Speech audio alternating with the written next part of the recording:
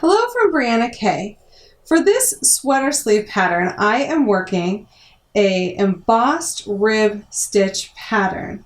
And in this embossed rib stitch pattern, there's something called a double stitch. I want to go ahead and show you how to do that double stitch so that this is an easy process for you.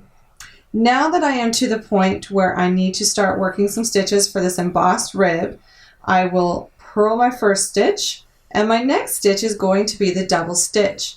To do this stitch, you will insert your needle into the knit stitch below.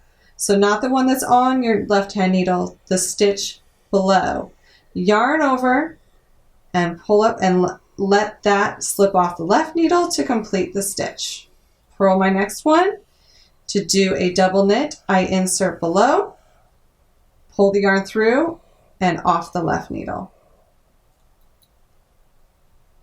Below, yarn over and pull the yarn through and off the left needle.